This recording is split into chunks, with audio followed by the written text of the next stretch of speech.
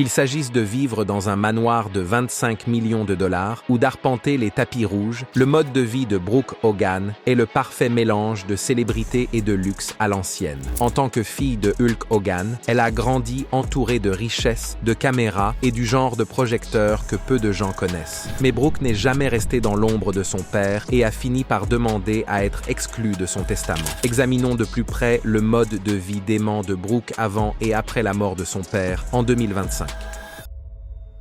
L'argent d'un héritage fou qu'elle a refusé.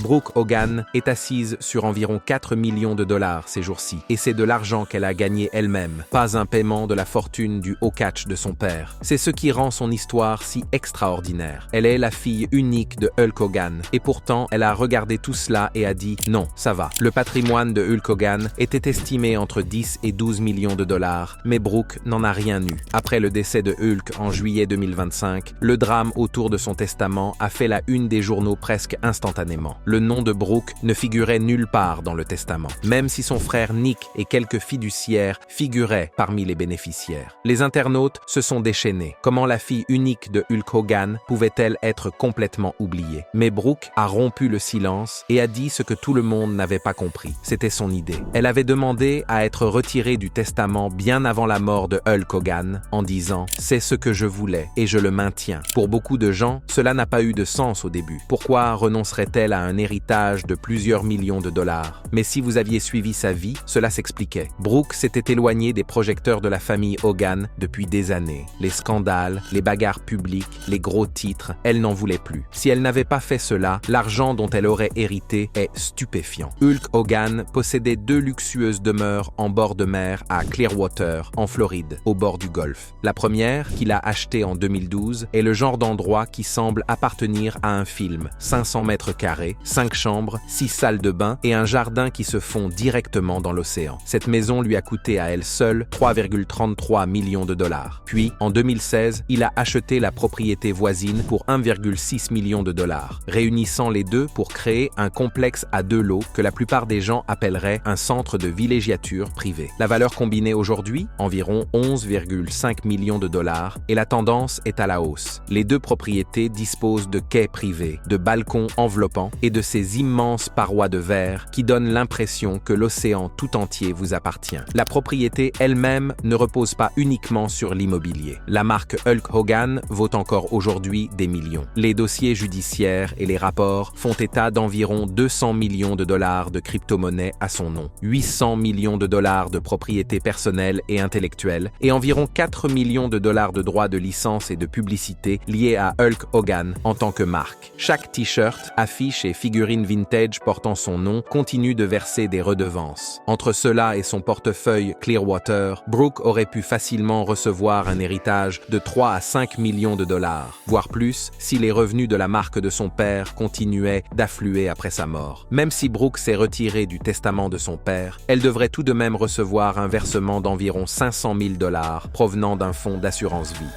Se faire exclure du testament de Hulk Hogan.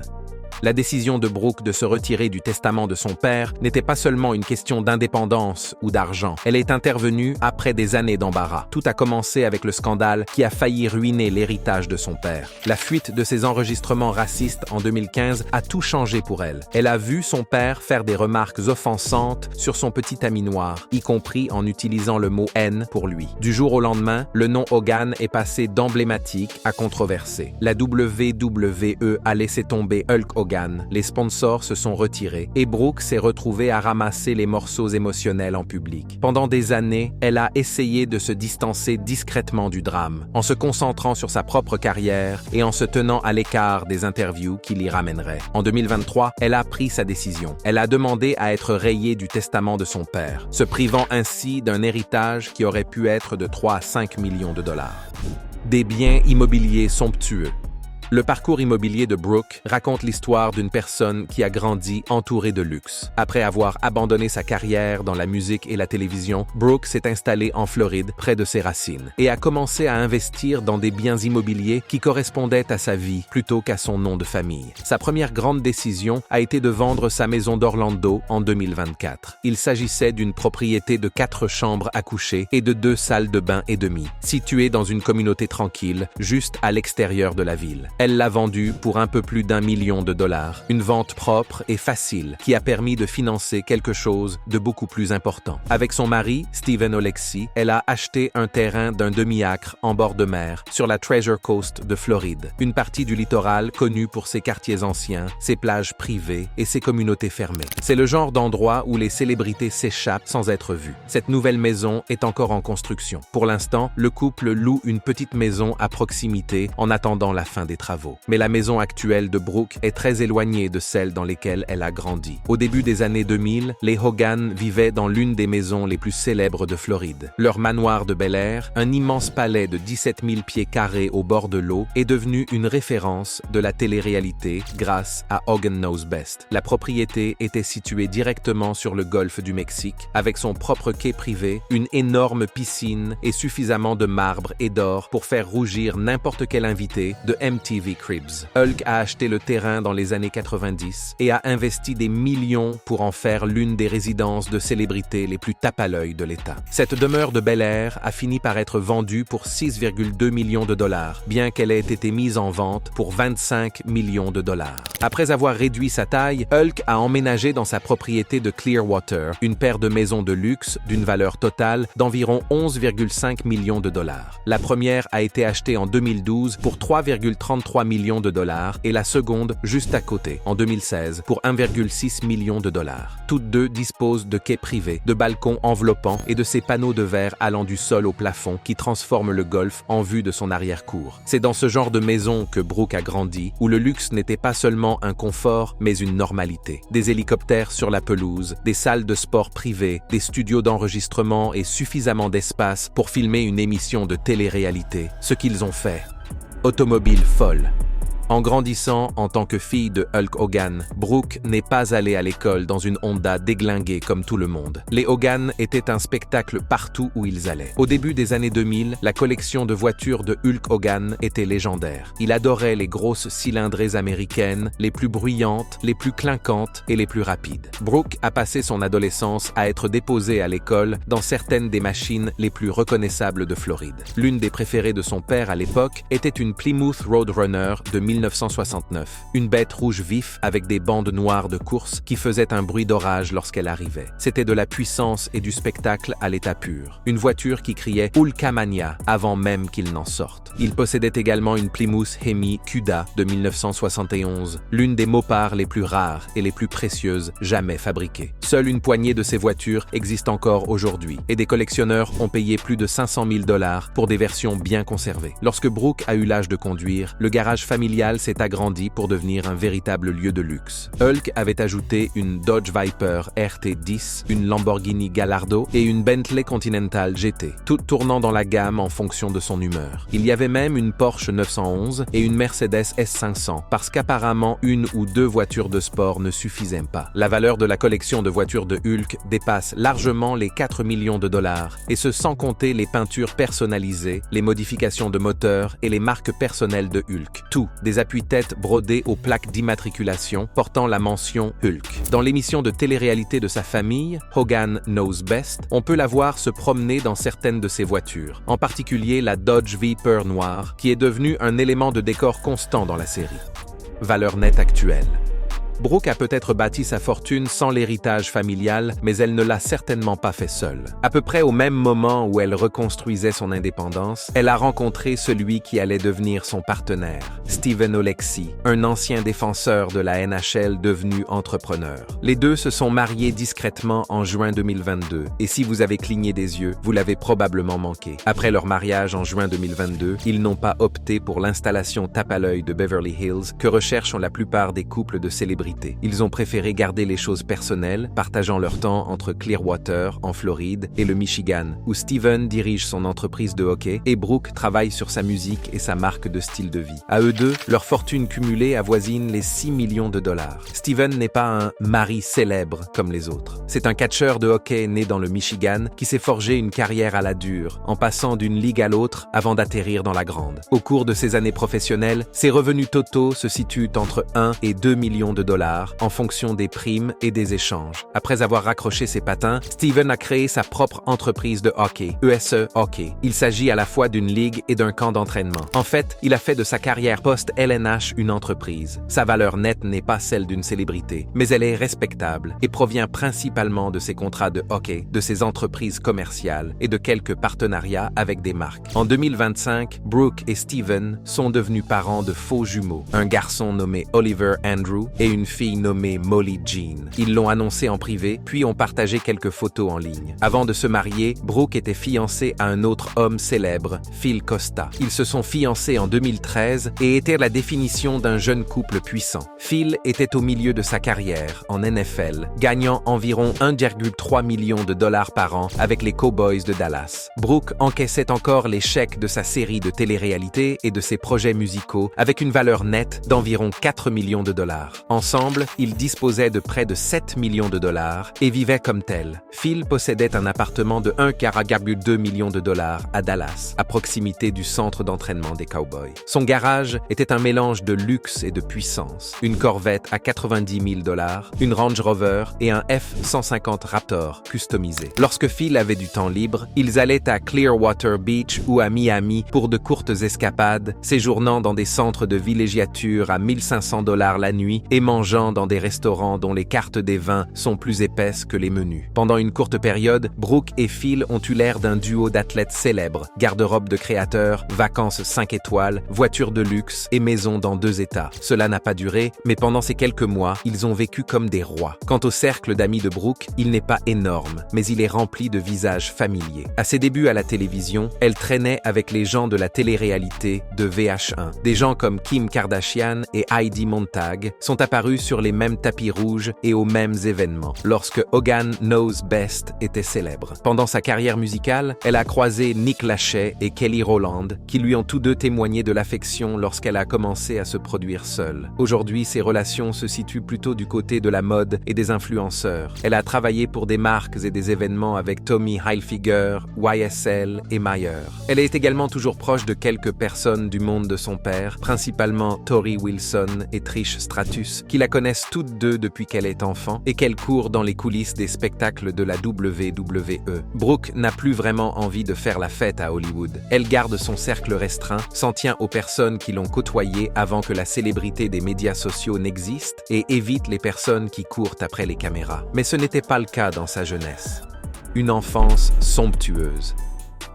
La famille Hogan n'a jamais été discrète sur la façon dont elle vivait. À l'époque, tout en eux criait la vie de superstar, les voitures, la maison, la piscine, le spectacle, même le drame. Hulk Hogan n'était pas seulement un catcheur, c'était une icône mondiale. À la fin des années 80, il gagnait plus de 10 millions de dollars par an, plus que tout autre catcheur vivant. Il avait des films, des contrats de sponsoring et des figurines que tous les enfants voulaient. Leur maison principale, que nous vous avons déjà montrée, était un manoir de 1600 mètres carrés au bord de l'eau à Clearwater, en Floride, l'une de ces propriétés époustouflantes que l'on ne voit que dans les films. Elle comptait 7 chambres, 9 salles de bain, une piscine digne d'une station balnéaire, un studio d'enregistrement et même une salle de bronzage. À son apogée, la propriété valait environ 25 millions de dollars. Brooke et son frère Nick ont grandi entourés de tout ce dont la plupart des gens rêvent. Des chefs cuisiniers personnels, des professeurs particuliers, des garde-robes de créateurs et un garage rempli de jouets coûteux. La collection de voitures de Hulk pourrait à elle seule faire rougir un musée. Puis vint Hogan Knows Best, l'émission qui a donné à chacun l'impression de faire partie de cette famille. Entre 2005 et 2007, cette émission a permis aux fans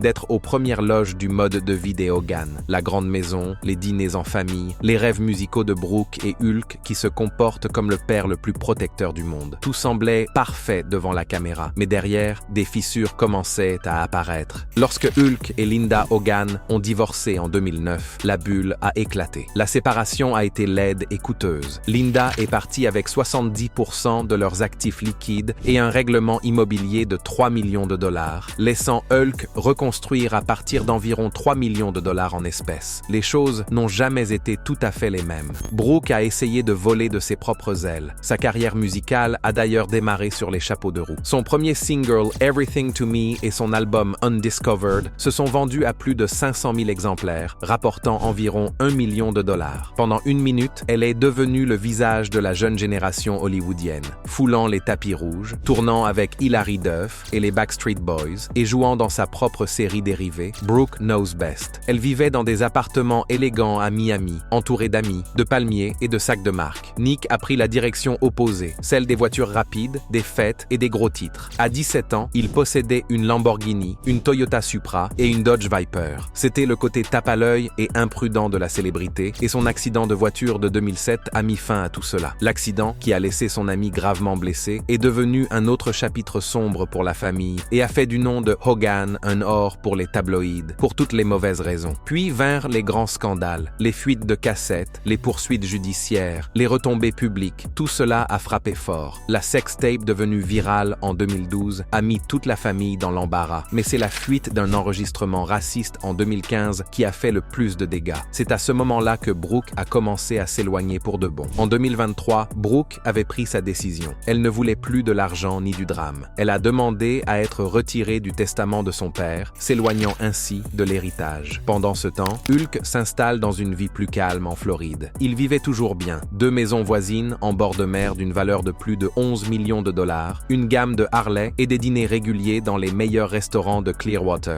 Même septuagénaire, il gagnait encore entre 1 demi-million et 800 000 dollars par an grâce à ses apparitions et aux droits d'auteur de la WWE. Nick s'est tenu à l'écart des projecteurs, se concentrant sur les voitures et les petites entreprises immobilières. Linda a gardé ses distances, mais a continué à vivre confortablement dans une maison de 2 millions de dollars près de Clearwater. Vie actuelle. Maintenant que Hulk Hogan est décédé et que la gloire de la famille est passée, Brooke est toujours présente à Hollywood. Elle a fait des apparitions occasionnelles dans des films, principalement dans des productions plus modestes, et des téléfilms comme Two-Headed Shark Attack et Sand Sharks. Elle s'est fait une place dans ces rôles amusants qui paient bien sans exiger d'être actrice à plein temps. Pour ses apparitions, elle gagne généralement entre 25 000 et 50 000 dollars par rôle, en fonction du temps passé à l'écran et de la promotion. Les caméos dans lesquels elle joue son propre rôle ou apparaît brièvement dans des films réels rapportent généralement entre 10 000 et 15 000 dollars, auxquels s'ajoutent les frais de déplacement et de stylisme. Ce n'est pas sa principale source de revenus, mais ses engagements courts et faciles permettent à son visage de rester familier et à son nom de rester viral sur l'Internet. Avant de faire des apparitions dans des films, Brooke avait sa propre émission de télévision qui l'a rendue célèbre. Brooke Knows Best a été diffusée pendant 2 saisons sur VH1 entre 2008 et 2009, pour un total de 20 épisodes. Au plus fort de la diffusion, Brooke gagnait entre 25 000 et 30 000 dollars par épisode, soit environ 500 000 dollars par saison, bonus et cachets compris. La série suivait sa vie post-familiale alors qu'elle s'installait à son compte, conciliant musique, amis et indépendance après son émission de télé-réalité familiale Hogan Knows Best. Bien qu'elle n'ait jamais atteint les mêmes codes d'écoute que l'émission familiale, elle s'est imposée comme une personnalité de la télévision et est restée longtemps dans le collimateur du public. Mais elle ne se contente pas de vivre de la célébrité de la télé-réalité, elle en tire profit. Ces dernières années, elle a transformé son nom en une machine à fric discrète grâce à la promotion de marques. La plupart des gens ne s'en rendent pas compte, mais elle gagne entre 250 000 et 400 000 dollars par an rien qu'en parrainant des marques. Ses contrats sont haut de gamme et lui permettent de financer son mode de vie sans qu'elle ait besoin de courir après des émissions télévisées ou des contrats musicaux. Elle conclut des contrats à 5 chiffres avec des marques comme Tommy Hilfiger et des événements tels que l'Autumn Racing Carnival du Victoria Racing Club. Ces contrats sont généralement rémunérés entre 75 000 et 120 000 dollars chacun, avec des primes supplémentaires pour le contenu social et les apparitions. Sur les réseaux sociaux, l'argent est encore plus intéressant. Brooke a environ 600 000 followers sur Instagram, ce qui n'est pas énorme, mais qui la rend idéale pour les partenariats premium. Chaque post Instagram, qu'elle montre la crème solaire Hawaiian Tropic ou qu'elle se prélasse en classe affaires Émirats, lui rapporte entre 8 000 et 12 000 dollars par poste. La télévision est également payante. Lorsque Brooke participe à des émissions sur le style de vie ou à des émissions spéciales de la semaine de la mode liées à ses partenariats avec des marques, elle gagne généralement entre 25 000 et 40 000 dollars par séquence, en fonction des droits d'utilisation. Philanthropie.